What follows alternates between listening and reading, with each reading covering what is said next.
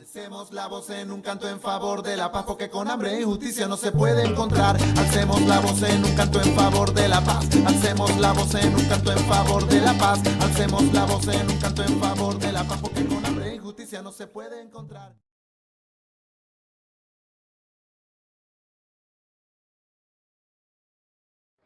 Bueno, es una respuesta que tiene dos puntos específicos.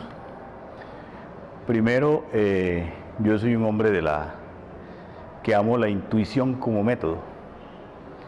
El filósofo de la intuición, que lo invito a que me acompañe en esta conferencia, a Henry Bergson. Bergson es una persona que utilizaba, un filósofo, la intuición como método, tratando lo que iba a suceder. Entonces, desde hace mucho tiempo, prácticamente yo me había autoplanificado para eso desde mi salida de Colombia de manera abrupta. Lo primero que hice fue comenzar a estudiar y aprender a través de ese estudio de qué es lo que pasaba en Europa, para poder comprender después. Siempre tenía la ilusión, y esa gran ilusión se me hizo realidad, de un día poder regresar a mi país. Y poco a poco fui construyendo una concepción que yo denomino, que está en mi programa, el retorno institucional organizativo. Eso es un concepto mío, basado en la idea de Bergson, la intuición como método. Y la segunda parte es por qué decido venir a inscribirme a la Cámara por la Unión Patriótica.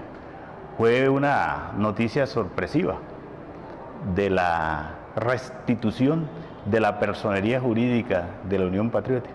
Para mí es la mejor noticia que he recibido en mi vida en estos últimos 20 años. Esa noticia revolucionó mi conciencia y constató y verificó la idea que yo tenía de un retorno institucional a mi país.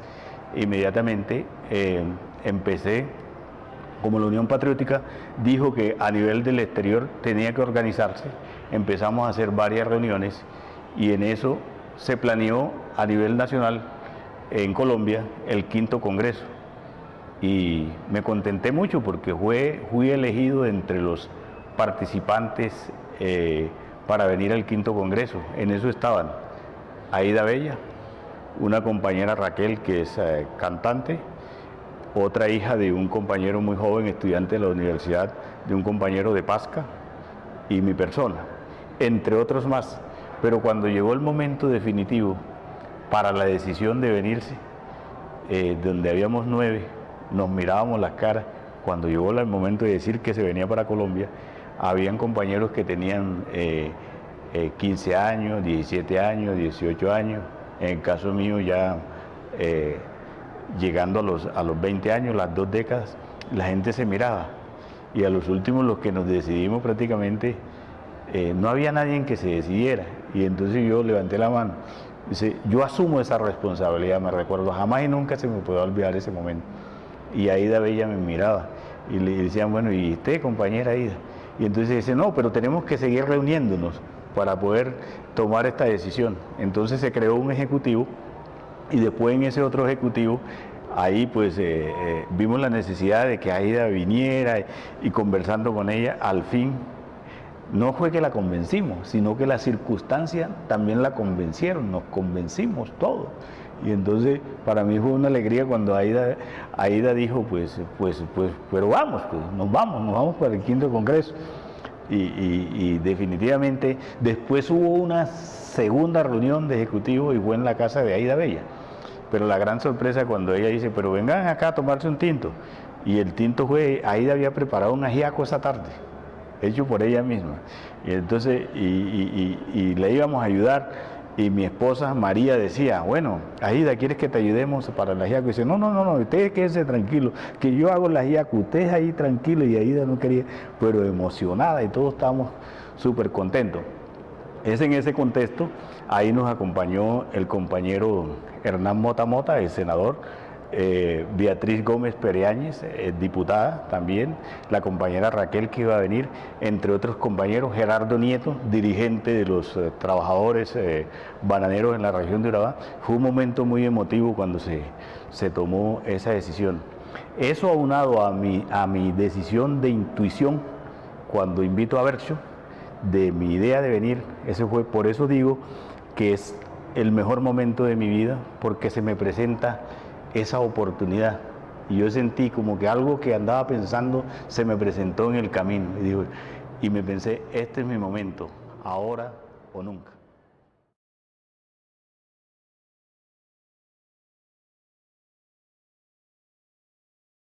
Pienso que es una pregunta que hay que mirarla.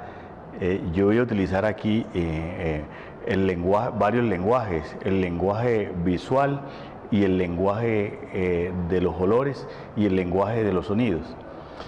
Porque como tú me dices, lo que significan 2 décadas del exilio, para mí cuando llego a Antioquia, yo lo que extraño y miro, primero los olores diferentes, los olores, los colores, los símbolos y los sonidos que me interpelan y me ponen cuestiones, y también esa transversalidad dentro de la modernidad, que sea que una línea invisible dentro de la modernidad y el atraso, entonces que se ve trazada en la ciudad. Son fronteras que no están muy distantes. Por ejemplo, ves a una Medellín emblemática, con la modernidad, con las telecomunicaciones, con el metro, con edificios modernos, con las empresas. Por ejemplo, estuve en una conferencia en la empresa de obras públicas, en el edificio inteligente, donde dieron una conferencia de un canadiense que vino sobre la territorialidad, recién llegado, pero como me gusta el saber, me di de cuenta para participar de esa conferencia sobre el canadiense. Entonces ves ese contraste de la modernidad, pero por otro lado ves ese atraso, que no es otro reflejo que el neoliberalismo en presencia a tus propias narices. Entonces lo que yo denomino los hombres tirados por allá, al lado, cogiendo las basuras, lo que yo he denominado el hombre jetable, en francés, l'homme jetable, o sea que el hombre desechable, l'homme jetable a granel, o sea, los hombres desechables a granel, o sea que esos que pareciera que no tuvieran estado, que describe Hannah Arendt, los hombres sin estado, o sea que nadie los mira, y me pongo a mirar la gente, y mismo después que tú pasas la frontera invisible del metro, todo limpio, pareciera Suiza, pero impecable. Estoy totalmente, paso de un mundo a otro, incluso en 5 metros. Entonces, después cuando vas, ves la maquinaria del neoliberalismo produciendo hombres yetables a granel. Entonces, y en eso, el hombre desechable que está acostado en la calle, uno. El hombre desechable que vende chicle, ese ya está mejor, tiene mejor estatus social. El hombre desechable que vende mandarina, ya se tiene una posición más. El hombre desechable que vende dentro del bus, y el hombre desechable invisible que está sin empleo, que uno no ve pero que uno sabe. Entonces toda esa categoría dentro de este progreso, donde uno ve que algo pasa, algo falta, pero estamos con esa ilusión del momento de la ciudad que crece, y con los edificios, con las construcciones y la modernidad. Y para terminar esta parte, y si tú ves que se acabó la frontera horizontal del medio ambiente, por ejemplo, las montañas, los bosques, las lomas, no sé qué otro término, todas las personas que son desplazadas construyendo, donde ya prácticamente como que tú vas al cuello y ya te dejan sin respiro, o sea, porque han agotado ya el espacio en verdor público. Entonces, porque ha sido tanto la violencia en el país que ha asfixiado lo urbano. Entonces eso me pone en 2 contrastes, así de Medellín, dentro de la modernidad y ese atraso que aún no hemos podido superar, que eso es lo que nos pone en cuestión mismo a esta avenida de la Unión Patriótica. ¿Cómo podemos revertir esa situación para que haya una verdadera inclusión?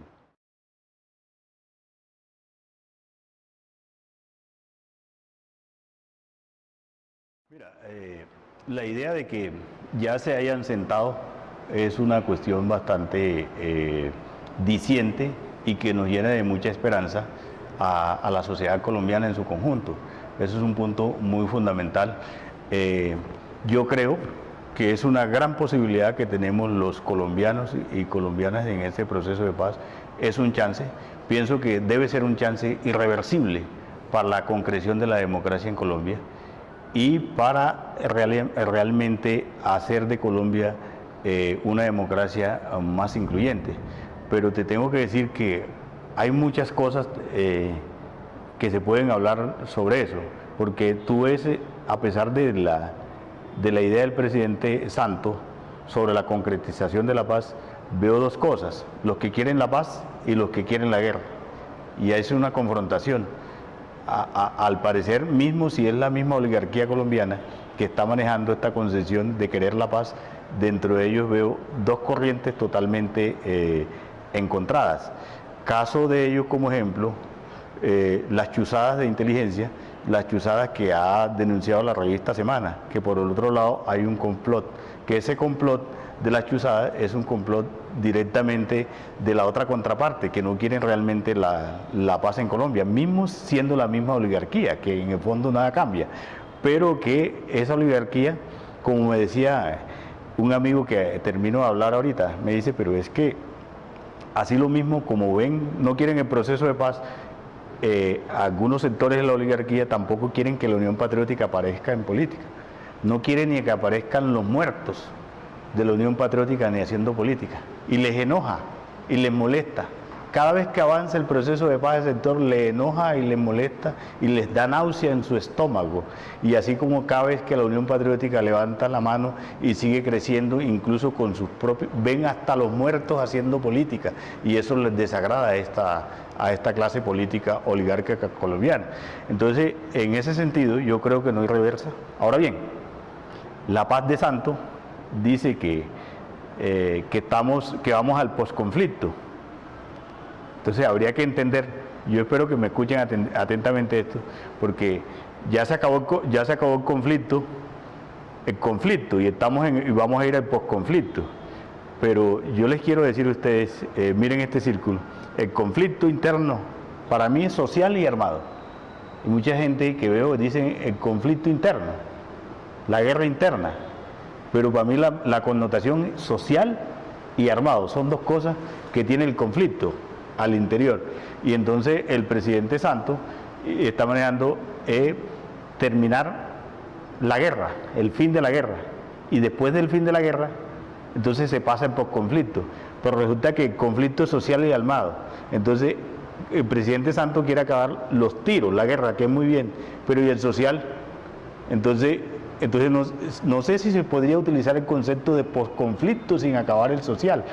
Esa es una discusión semántica, incluso metodológica y de argumentación.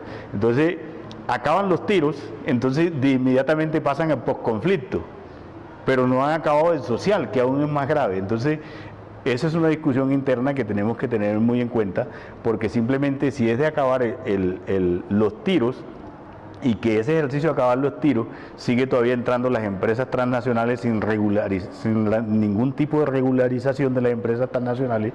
Entonces tendríamos que revisar también la política de los tratados de libre comercio con relación a las empresas transnacionales. Pero en esencia, la Unión Patriótica nació con una iniciativa de paz. Nosotros estamos por la paz y es el primer punto que estamos liderando nosotros en esta campaña para el Congreso de la República.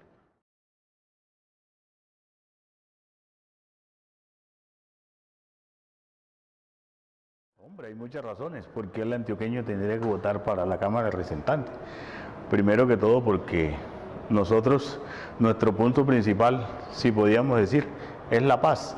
Y tú la paz la puedes conjugar con salud, vivienda, educación, medio ambiente y soberanía.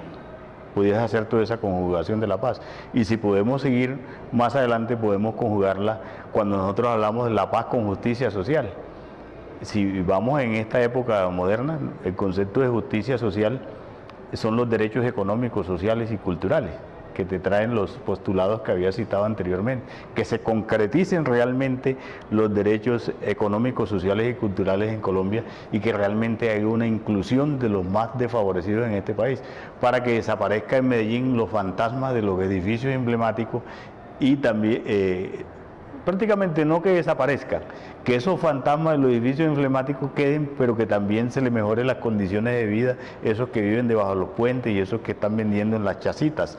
También tienen el derecho de estar incluidos en la política y en las decisiones de este país.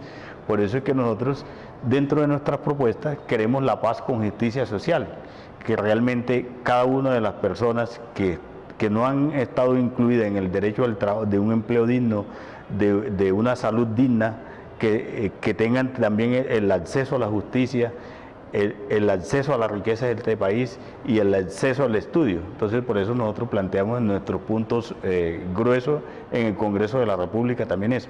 También planteamos el respeto a la soberanía nacional.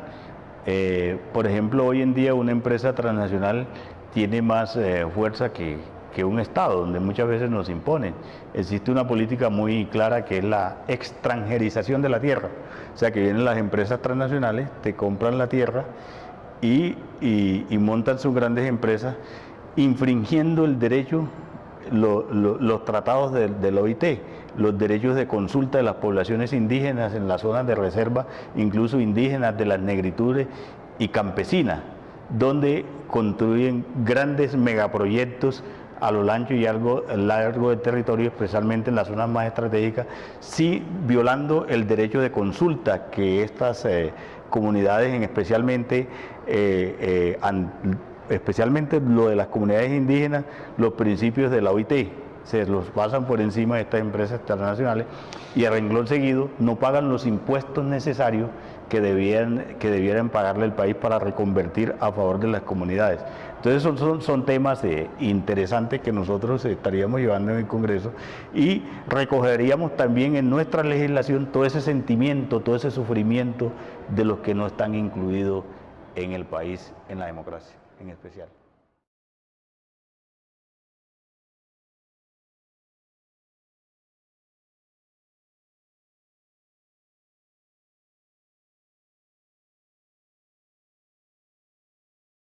Vemos que el sector de la salud en Colombia, desde hace mucho tiempo con la Ley 50, estos sectores, los más desfavorecidos, quedaron totalmente desprotegidos. Y nuestra iniciativa en el Congreso es replantear una ley a nivel del Congreso que favorezca a todos los sectores más desprotegidos que no están incluidos para la salud, para todos los colombianos y colombianas, que incluye incluso a los sectores rurales.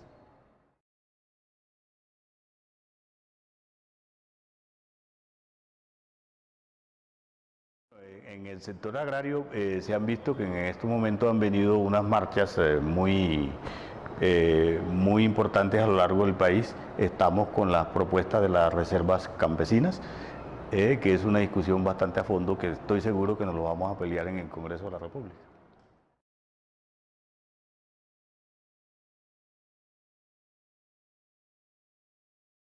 En el sector de la educación no queremos copiar a muchos, pero decimos que queremos educación para todos, para los niños y niñas, y también una educación, la diferencia de nosotros, una educación con calidad, porque Colombia se ha rajado precisamente en el sector de la formación de la educación prácticamente universitaria. Por eso vamos a exigir en el Congreso educación, pero de calidad.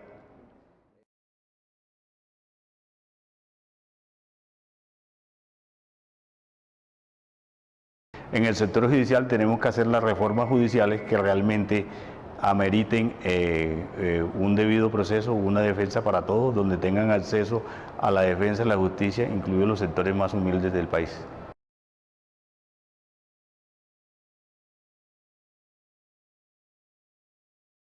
En el sector de los trabajadores asalariados queremos un trabajo, pero un trabajo digno para todos, y que el salario en Colombia no sea más impuesto desde que yo nací por decreto. que sea un salario impuesto por consenso en base a las necesidades de los trabajadores y que esos trabajadores se puedan defender mismo ante las organizaciones internacionales como la OIT.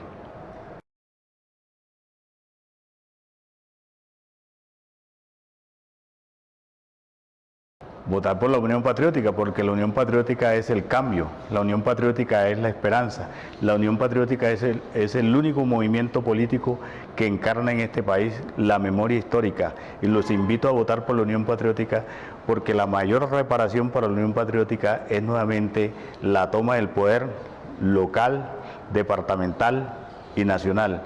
Entonces vote por la Unión Patriótica, vote por Andrés Pérez Berrío, vote por el 101 en el tarjetón, vote por la marca Unión Patriótica para que usted sea feliz, para crear abundancia y felicidad para todos. Vote Unión Patriótica.